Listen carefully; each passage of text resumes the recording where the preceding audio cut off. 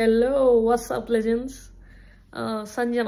సంజన అని ఈ వీక్ నామినేషన్స్లో మీ వల్ల హౌస్లో హార్మనీ ఉండట్లేదు, మీరు అన్నిటికీ గొడవలు పెడుతున్నారు, ఇంకా అమ్మాయిలను అయితే పట్టించుకుంటారు కానీ మేము మమ్మీలు కాబట్టి మమ్మల్ని పట్టించుకోవట్లేదు అన్న ఒక స్టేట్మెంట్ పాస్ చేశారు. ఇలాంటి పాయింట్స్ మీద తనని నామినేట్ చేశారు. కానీ మెయిన్గా ఒక పాయింట్ నాకు అర్థం కానిది ఏంటంటే, అసలు ఆవిడంటే మోస్ట్ ఆఫ్ ద హౌస్కి పడట్లేదు. అలాంటప్పుడు ఆమెని కలెక్టివ్గా డిసైడ్ చేశారు కదా, తన హౌస్ నుంచి వద్దని మిడ్ వీక్లో ఎలిమినేట్ చేశారు కదా, మళ్ళీ అన్ని సాక్రిఫైజెస్ చేసి ఆమెని రిటర్న్ ఎందుకు తీసుకొచ్చారు? డజంట్ మేక్ సెన్స్ అసలు. బర్నీ గారేమో అసలు షో నుంచే వెళ్ళిపోతాను, ఈ లాకెట్ చూపించాలి అంటే ఈ బాక్స్ నేను చూపిను అని చెప్పారు డే 1. కానీ ఇప్పుడు ఆవిడ కోసం అది గివప్ చేశారు. తనుజ ఏమో నాగార్జున గారిని అడుక్కుంది లిటరలీ, నాకు కాఫీ కావాలి అని చెప్పి. మళ్ళీ సంజన కోసం కాఫీ గివప్ చేసింది. రీతుకి సంజనాకి అసలు బాండే లేదు, కానీ రీతు తన కోసం హెయిర్ కట్ చేయించుకుంది. ఇమాన్యుల్ అంటే దట్స్ ఓకే, ఇమాన్యుల్కి సంజనాకి ఏదో మదర్ సన్ బాండ్ అలా ఉంది కాబట్టి తను క్యాప్టెన్సీ గివప్ చేశాడంటే దానికి ఒక మీనింగ్ ఉంది. అండ్ ఆల్సో అసలు సంజన అయితే రాముతో చాలా డిస్రెస్పెక్ట్ఫుల్గా మాట్లాడుతుంది, చాలా కించపరిచి మాట్లాడుతుంది. ఏంరా పళ్ళు రాలగొడతా, ఎక్కడి నుంచి వచ్చావు, అసలు వాయిలెన్స్ మీనింగ్ నీకు తెలుసా, అలా అంతా అసలు చాలా తప్పుగా మాట్లాడుతున్నారు. హరీష్ వచ్చేసి సంజన మిడ్ వీక్ ఎలిమినేషన్ అలా పంపించినప్పుడు తన స్టేజ్ మీదకి వెళ్ళి, మీరు అన్హైజీనిక్గా ఉంటున్నారు, స్నానం చేయట్లేదు, ఒకటే హుడీ వేసుకొని 1 వీక్ నుంచి ఉంటున్నారు అని చెప్పింది. అప్పుడు హౌస్ మేట్స్ ఎవరు తనకి స్టాండ్ తీసుకోలేదు అని చెప్పి వాళ్ళ మీద అలిగి, వాళ్ళు అప్పుడు కాఫీయో టీయో చేయమంటే నేను చెయ్యను అని చెప్పాడు. అలా ఆమె మీద కోపం మా మీద చూపించకూడదు అని చెప్పి రాము నామినేట్ చేశాడు. దానికి ఆయన ఆ పాయింట్ని అసలు ఆయన అర్థం చేసుకోవట్లేదు. ఆయన ఎంతసేపు నా ఫింగర్ పోయినా మీకోసం కుక్ చేసి పెట్టాను, నాకు హైజీన్ లేకపోతే నేను హుడీ వేసుకొని జుట్టు కూడా పడకుండా కవర్ చేసుకొని పెట్టాను, మీకోసం నేను ఇది చేశాను అది చేశాను అని ఎగ్జాక్ట్లీ తనుజ చెప్పినట్టు సెల్ఫ్ డబ్బా కొట్టుకుంటున్నాడు తప్పితే రాము ఏ పాయింట్ చెప్తున్నాడు అన్నది అర్థం చేసుకోవట్లేదు. ఆయన అంతకుముందు కూడా ఇలానే చేశాడు. సంజన అప్పుడు ఉమెన్కి రెస్పెక్ట్ తను ఇవ్వడు, కింద చూస్తాడు ఇక్కడ చూడడు అని అలా చెప్పినప్పుడు కూడా నా హౌస్ మేట్స్ ఎవరు నాకు స్టాండ్ తీసుకోలేదు అని చెప్పాడు. అసలు ఎందుకు తీసుకుంటారు స్టాండ్? ఆయన ఎవరితో బాగుంటున్నాడు హౌస్లో? ఒక్క పర్సన్తో ఈయన బాగుంటున్నాడు ఆల్మోస్ట్ ఎవ్రీ టైమ్ అనేలాగా ఒక్కరు కూడా లేరు. సో ఆబ్వియస్లీ ఆయన కోసం ఎవ్వరు స్టాండ్ తీసుకోరు.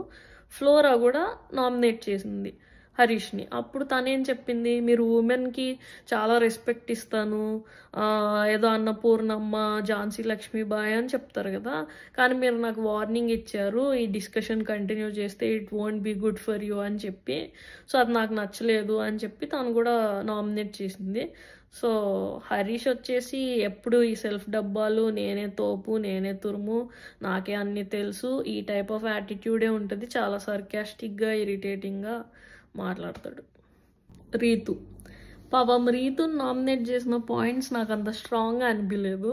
అప్పుడు ఎప్పుడో వీక్ 1లో ఎగ్ టాస్క్ జరిగినప్పుడు, ఎగ్ దొంగతనం చేసినప్పుడు మీరు మా మీద అలిగారు, మీకు తెలిసినా మాకు చెప్పలేదా అని అలిగారు, అందుకనే నామినేట్ చేస్తున్నాము అని చెప్పారు. Doesn't make sense.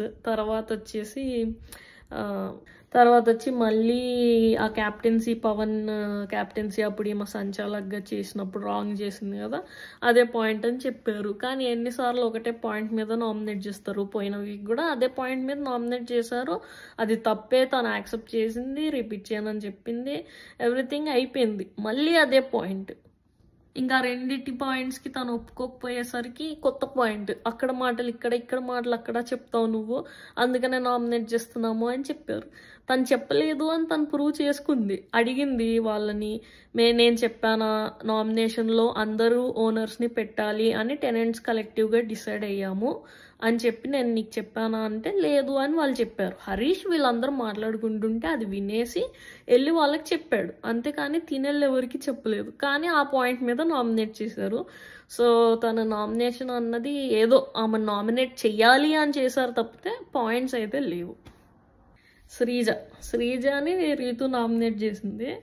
ఏంటంటే ఎగ్ టాస్క్ అప్పుడు, ఎగ్ థెఫ్ట్ అప్పుడు నువ్వు సంజన గారు ఇలా చేయడం తప్పు, ఎందుకు ఇలా థెఫ్ట్ చేశారు, దొంగతనం చేశారు అని చెప్పి అన్నావు, నువ్వే మిస్టేక్ అని చెప్పి మళ్ళీ నువ్వే సంజనాకి హెల్ప్ చేసావు దివ్యవి అన్ని ఐటమ్స్ దాచిపెట్టడానికి, తనని హ్యూమిలియేట్ చేయడానికి ఫస్ట్ వీకే. సో అది మిస్టేక్ అని చెప్పి నామినేట్ చేసింది. ఇంకా వచ్చేసి అసలు మెయిన్ పాయింట్ రీతుకు నచ్చింది ఏంటంటే పవన్ దగ్గరికి వెళ్ళి నువ్వు రీతు కంటెంట్ కోసమే ఉంటున్నారు కదా అంటే తెలుసు అన్నట్టు అలా అన్నాడు పవన్. అది మెయిన్ పాయింట్. రీతుకు అది నచ్చలేదు. ఆ పాయింట్తో స్టార్ట్ చేయకుండా ఈ దొంగతనం పాయింట్తో స్టార్ట్ చేసింది. సో పవన్ రీతు బాండ్ అన్నది కంటెంట్ కోసమే కానీ రియల్ కాదు అని తను సంజన అనడం అన్నది రీతుకి బేసిక్గా నచ్చలేదు. ఆ పాయింట్ మీద నామినేట్ చేసింది శ్రీజని. శ్రీజ చెప్పిన పాయింట్స్ అయితే అంత స్ట్రాంగ్గా ఏం లేవు. నువ్వు నామినేషన్స్లో ఉన్నప్పుడు ఆ స్ట్రెస్లో ఎలా బిహేవ్ చేస్తావో చూడాలని ఉంది అని చెప్పింది. Sreeja just wanted to nominate అనిపించింది. కానీ సంజన అయితే ఏదేదో చెప్పేశారు, నువ్వు పప్పెట్స్లా మమ్మల్ని ఆడుకుంటున్నావు, మ్యానిపులేట్ చేస్తున్నావు, నీ వల్ల నాకు క్యాప్టెన్కి గొడవ అయింది, నువ్వే అందరినీ ఆడిస్తున్నావు, చేయిస్తున్నావు, మనుషుల్ని ఫుట్బాల్లా తంతున్నావు, అలా ఏంటేంటో చెప్పేశారు. సంజనకి దివ్య నచ్చలేదు. అందుకని చెప్పి సంజన దివ్యాని నామినేట్ చేసింది. ఎందుకు సంజనకి దివ్య నచ్చలేదంటే సంజన అంతకుముందు దొంగతనం చేసినా ఎవరు వచ్చి సంజనకు పనిష్మెంట్ ఇవ్వండి అని అడగలేదు. దివ్య దొంగతనం జరిగిన వెంటనే నాకు ఇలా దొంగతనం చేసిన వాళ్ళకి మీరు పనిష్మెంట్ ఇవ్వాలి అని చెప్పి అడిగింది. దానివల్ల కెప్టెన్ పవన్ వెళ్ళి సంజనాని క్వశ్చన్ చేశాడు. అది ఆమెకి నచ్చలేదు. మళ్ళీ యాజ్ యూజువల్ ఫ్లోరాని నామినేట్ చేశారు. వీక్ ప్లేయర్, కలవట్లేదు, ఆడట్లేదు, అదే పాయింట్స్ మీద నామినేట్ చేశారు. కానీ ఈ వీక్ పర్లేదు, కొద్దిగా ఆడినట్టే అనిపించింది ఫ్లోరా. తనకు లాంగ్వేజ్ ప్రాబ్లం ఉన్నా కొద్దిగా పర్లేదు.